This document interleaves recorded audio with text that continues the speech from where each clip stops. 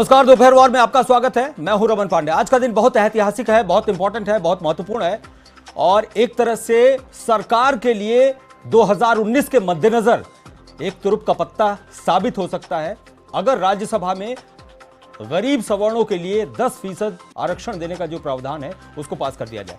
राज्यसभा के इक्वेशंस को देखें तो कुल मिला जुला के ऐसा लग रहा है कांग्रेस के सपोर्ट के बाद, फिर उसके बाद बसपा के सपोर्ट के बाद और आम आदमी पार्टी के सपोर्ट के बाद और तमाम पार्टियों के सपोर्ट के बाद ऐसा लग रहा है कि वहां से ये क्लियर हो जाएगा, इसलिए कि ऑलरेडी लोकसभा में पास हो चुका है।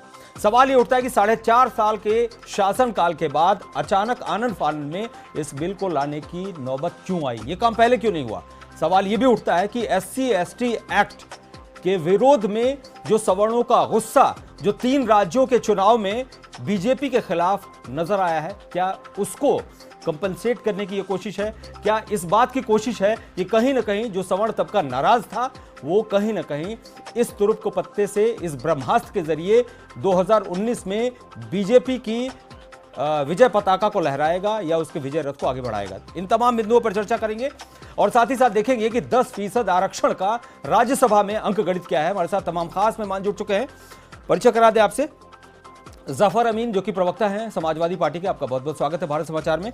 अभिषेक राज कांग्रेस प्रवक्ता, आपका भी बहुत बहुत स्वागत है। अभिषेक चौहान RLD प्रवक्ता, आप भी हमारे साथ जुड़े हैं, आपका भी बहुत बहुत स्वागत है। और वीरेंद्र सिंह हमारे उत्तर प्रदेश के ब्यूरो चीफ और हमारे वरिष्ठ सहयोगी, आपका भी बहुत बहुत स्वागत है। चलिए शुरू करते हैं आज का दोपहर वार और देखते हैं कि 10% आरक्षण का राज्यसभा में अंक गणित क्या है। लेकिन उससे पहले दर्शकों को अपडेट कर दें कि हंगामे की वजह से राज्यसभा की कार्यवाही को 2 बजे तक के लिए स्थगित कर दिया गया है, लेकिन 2 बजे से कार्यवाही फिर से शुरू होगी। आज राज्यसभा में जैसे ही कार्यवाही शुरू हुई, थावरचंद गहलोत ने बिल को पेश किया और उसके बाद उस पे हंगामा शुरू हो गया, चर्चा भी शुरू हुई, तमाम लोगों का भाषण भी हुआ। प्रधानमंत्री नरेंद्र मोदी ने कहा कि कुछ लोग इस बिल का विरोध कर रहे हैं और उनका यह कहना था कि हमने सबका साथ सबका विकास करने का नारा दिया था और इसी के मद्देनजर, इसी की दिशा में उठाया गया ये एक ठोस कदम है। चलिए शुरू करते हैं आज का दोपहर वार।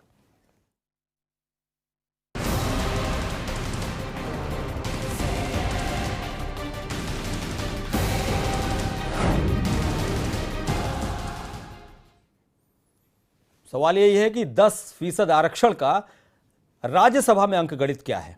कांग्रेस ने भी पहले कह दिया है, बसपा ने भी कह दिया है, आम आदमी पार्टी ने भी कह दिया है। उसके लिहाज से एनडीए को कांग्रेस का जो सपोर्ट मिल रहा है, कांग्रेस के पास 50 मेंबर्स हैं, सपा के पास 13, बीएसपी के पास 4, एनसीपी के पास 4 और आप के पास 3। इसके लिहाज से 74 का समर्थन मिल रहा है और एनडीए के पास ऑलरेडी 89 है, यानी कुल मिलाजुला के 163 हो रहा है। लेकिन इसमें डेप्यूटी स्पीकर हरवंश सिंह का भी वोट शामिल है।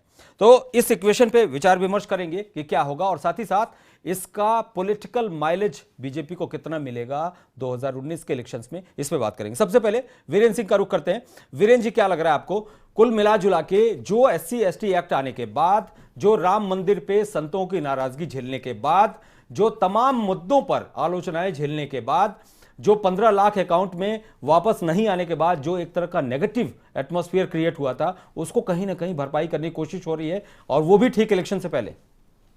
बिल्कुल, देखिए एक तरह से मास्टर स्ट्रोक कहें इसको, सवर्णों को अपने पाले में बनाए रखने के लिए कहें या जो नाराजगी थी दूर करने के 5 राज्यों में चुनाव के जो परिणाम आए उसको असर को कहें, तमाम सारी चीजें हैं जिसको बीजेपी के शीर्ष नेतृत्व ने शायद भांपा और समझा, गरीब सवर्णों को आरक्षण देने की बात कही है। अभी आज राज्यसभा में अभी देखिए स्थगन हो गया है, 2 बजे से फिर होगा, तो अब बहुमत है नहीं, लेकिन अगर सहयोगी दल सहयोग करेंगे तो निश्चित ही ये बिल पास हो जाएगा और बीजेपी के पास ये कहने के लिए हो जाएगा कि उसने सवर्णों के हित में आरक्षण जैसा इतना बड़ा कार्य किया है।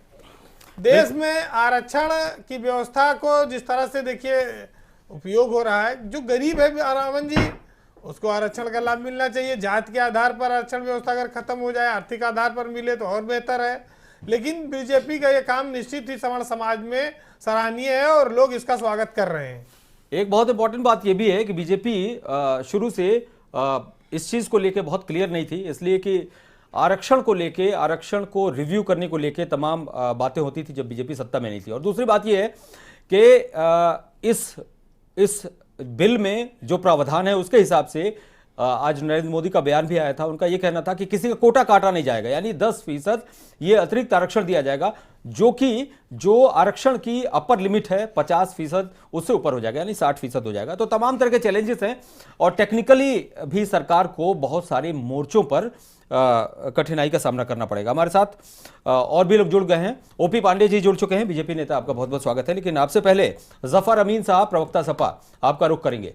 जफर अमीन साहब, इस बिल पर सपा साथ दे रही है, राज्यसभा में भी क्या आप लोग का सपोर्ट रहेगा, और ओवरऑल आपकी पार्टी की तरफ से इस बिल को लेके और इस आरक्षण को लेके क्या रिएक्शन है? देखिए, समाज के अंदर अपर कास्ट का भी भला हो, ये सबसे पहले हमारे नेता माननीय मुलायम सिंह यादव साहब ने 1993 में ही कहा था कि अपर कास्ट में जो लोग नहीं, लेकिन कांग्रेस ने भी तो कहा था, इससे पहले कांग्रेस ने भी कहा था। नहीं, 93 में उत्तर प्रदेश के अंदर अगर कोई आवाज़ उठी थी तो माननीय मुलायम सिंह यादव साहब थे जो सबसे पहले उन्होंने कहा था। उत्तर प्रदेश देश का सबसे बड़ा सूबा है और यहाँ अगर कोई नेता मांग करता है किसी बात की तो वो बड़ा इम्पोर्टेंस रखता है। तरीका इन्होंने बहुत गलत एडाप्ट किया, इनकी नीयत खराब नहीं। क्या तरीका गलत है? तरीका ये गलत एडाप्ट किया कि इसको 1 साल 2 साल पहले ही लाना चाहिए था और आखिरी सत्र के आखिरी दिन इसको ले आए, तो इससे ये लगा कि इनकी नीयत साफ नहीं है। मतलब इसको डिफाइन कीजिए, ये चुनाव के मद्देनजर ऐसा कर रहे हैं? हाँ, चुनाव की वजह से कर रहे हैं। तो आप सपोर्ट क्यों कर रहे हैं इसके लिए? आप सपोर्ट क्यों कर रहे हैं? आपकी क्या मजबूरी है? नहीं, हमारी मजबूरी है कि हम चाहते थे कि जो गरीब श्रवण है उनको मिले आरक्षण, लेकिन इतना आनंद फानन में इन्होंने किया कि इसमें तमाम कमियां हैं। संविधान के मूल भावना भी कहीं ना कहीं से उस पर असर पड़ रहा है और सुप्रीम कोर्ट की फ्रेमिंग में भी आना है। तमाम चीज़ें अगर 1 साल पहले लाते तो वो कमी को भी दूर करने की कोशिश में हम इनका साथ देते। आज अभी भी तो आप साथ इस दे बात रहे की हैं। हम साथ दे रहे हैं, लेकिन एक बात सामने आ रही है और उस पर गौर किया जा रहा है। टाइम्स ऑफ इंडिया में अभी जो छपा है, जो इन्होंने क्राइटेरिया रखा है कि 8 लाख से कम आमदनी वाले का, तो देश में 95% लोग जो है 8 लाख से कम आमदनी के हैं, जो रिकॉर्ड है। कृषि में आइए, 5 एकड़ जमीन जो होनी चाहिए उससे कम में 86.5%। मतलब आपके कहने का मतलब ये है कि मैक्सिमम सवर्ण इस दायरे में आ जाएंगे जो इनका क्राइटेरिया है, उसकी वजह से 85% सवर्ण आ जाएंगे, उसकी वजह से उनमें फाइट ज्यादा बढ़ जाएगी। उनको 50.5% जो है मिलता था रिजर्वेशन, चलिए, और अब वो अभिषेक राज, 10% प्रवक्ता कांग्रेस, और जो 15% सवर्ण है वो इसका लाभ उठाएंगे जो 8 लाख से ऊपर आमदनी वाले। अभिषेक जी, आप लोगों ने सपोर्ट किया लोकसभा में, राज्यसभा में भी सपोर्ट करेंगे आप लोग?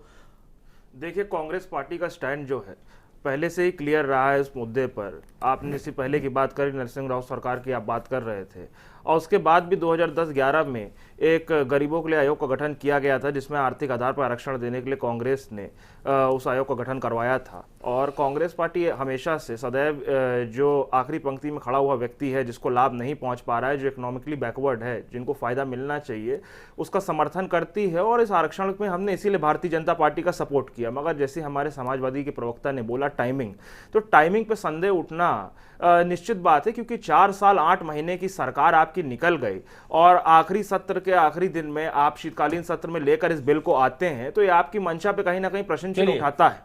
अभिषेक चौहान जी, आपका रिएक्शन? जी, हमको आपको एक चीज़ ये भी देखनी पड़ेगी कि जब ये कानून बन रहा है, ये बहुत अच्छी बात है कि समाज के हर तबके के लिए अगर उसमें जनरल्स को इन्वॉल्व कर रहे हैं तो जनरल्स को भी फैसिलिटी देने की बात की जा रही है। लेकिन जब कानून बन रहा है, संसद में लाया जा रहा है, इसके बाद तमाम मुद्दों पे बातचीत होगी, तो इसको रखने से पहले एक बार विपक्ष के दलों को बैठा लेते, बुला लेते, क्योंकि देश में अभी तक जितने मुंह उतनी बातें हैं कि गरीब कौन है, अमीर कौन है। अगर 12 रुपए कमाने वाला पर व्यक्ति, विपक्ष को बुलाए तो क्रेडिट कैसे मिलता है इनको? नहीं, ये बात आपकी सही है, ये बहुत इंपॉर्टेंट बात है। ओपी पांडे जी, और सर आपकी इजाजत से 1 मिनट और लूंगा, सिर्फ सर। छत्तीसगढ़, मध्य प्रदेश, राजस्थान में जो नोटा का सोटा चला है, ये उस डैमेज को कंट्रोल करने की भी बहुत बड़ी रणनीति है। ये हमको आपको समझना है। खाली नोटा का सोटा नहीं चला है, वहां दलितों ने भी वोट नहीं दिया और अपर कास्ट ने भी वोट नहीं दिया। ओपी पांडे जी, ये बताइए, राज्यसभा में बिल को लेकर कितने आश्वस्त हैं आप लोग, और क्या स्ट्रेटेजी है, कौन कौन सी पार्टी आपको सपोर्ट कर रही है? नहीं, मुझे लगता है लोकसभा में जिन पार्टियों ने सपोर्ट किया है वो सभी पार्टियां सपोर्ट कर दी, बिल आसानी अगर बाय द वे एक आध निकल लिए तो एक आध निकलने से फर्क नहीं पड़ेगा। क्यों नहीं फर्क अगर पड़ेगा? कांग्रेस निकलती है अरे भाई तो 300 दिक्कत क्यों नहीं हो फर्क सकती है। पड़ेगा? पड़ा रमन जी। बाकी कोई फर्क नहीं और पड़ेगा। 323 इनके सांसद हैं, तो बाकी तो सब चले ही गए थे। तो बाकी के निकलने से फर्क नहीं पड़ेगा। नहीं, राज्यसभा में तो फर्क पड़ जाएगा ना, राज्यसभा में तो फर्क पड़ जाएगा। बीजेपी तो हम आश्वस्त चाहती है हैं, कि राज्यसभा बिल में पारित कोई होगा। विरोध तो करे। बीजेपी तो चाहती है नहीं, कोई विरोध विरोध तो जिसको करे करना ताकि हो, बड़े विरोध कर बैनर पे रहे ले हैं, जाके कहें। लेकिन हम आश्वस्त हैं, बिल बोलिए। पारित होगा। आप रणनीति तो समझिए। देखिए भारतीय जनता पार्टी की मंशा दर्शाती है कि ये आखिरी दिन वाला खेल जो इन्होंने किया इसीलिए किया ताकि ये बिल अटके अटकाना चाहते थे, केवल अरे राजनीति अटकेगा तो करना पारित होगा, चाहते थे। लोकसभा में आखिरी और सत्र को बढ़ाया गया है। और ये बात हमको एक बात ये बताएं कि पिछले 23 महीनों में 7.5% सबसे ज्यादा इस वक्त बेरोजगारी दर जो है सबसे ज्यादा इस वक्त है, और 2 करोड़ रोजगार का अरे वादा इस बिल किया से था। बेरोजगारी से क्या मतलब? नहीं, क्यों नहीं पहले मतलब क्यों नहीं क्यों नहीं किया? मतलब पहले क्यों नहीं आरक्षण किया? देंगे, रोजगार वीरेंद्र कैसे? जी, रोजगार वीरेंद्र जी, नहीं टाइमिंग का तो सवाल आपने तो खड़ा होगा ना। नहीं 9.5 करोड़ नौकरी दिया होता अपने वादे के मुताबिक, तो मेरा ये मानना है कि 3 करोड़ अपन रोजगार ही नहीं आ दे पाए। 9.5 करोड़ नहीं, रोजगार देने की आपने बात करी, अच्छा, 4.5 आज से उल्टा 4 करोड़ रोजगार खा लिए। अच्छा, एक बात केवल बताइए, केवल ओपी पांडे जी, 8 लाख रोजगार आप ओपी नहीं दे पाए हैं। आप पांडे हमको ये तो जी, बताइए। ओपी पांडे जी एक बात रमन जी, बताइए। एक चीज देखिए कहना इस टाइमिंग चाहूंगा। को लेके तो डेफिनेटली सवाल उठेंगे। आखिर ये कौन सी वजह थी कि 4.5 साल के बाद आपको ये लगा कि अचानक ये करना जरूरी है? आखिर कौन सी वजह थी? ये काम पहले हो गया होता ना, रमन जी, पहले हो गया होता तो अब रमन जी, तक इनको लोगों लग को रहा फायदा था मिल रहा कि होता। सब विरोध रमन जी, करेंगे। अगर मुझसे पूछा सबने मुझे समर्थन जवाब दे देने दिया, दीजिए। बैकफुट जी, पे आ बोलिए। गए। नहीं, अगर मुझे बुलाया जी, मुझे जी। जवाब देने दीजिए, आप- मुझसे आप- सवाल आप पूछा बोलिए, गया है। आप बोलिए। तो देखिए ये बहुत जटिल कानून था, पूर्व में भी 3-4 कई बार प्रयास किया, कई राज्यों ने प्रयास किया था। तो हम लोग इस पर बहुत दिन से चिंतन मनन कर रहे थे कि किस तरह से ऐसा बिल लाया जाए जो सुप्रीम कोर्ट से क्वेश न हो। क्योंकि अभी तक जो भी आरक्षण जो भी कोशिश की गई उसमें थी 4.5 सब साल सुप्रीम लग कोर्ट रोक लगी है।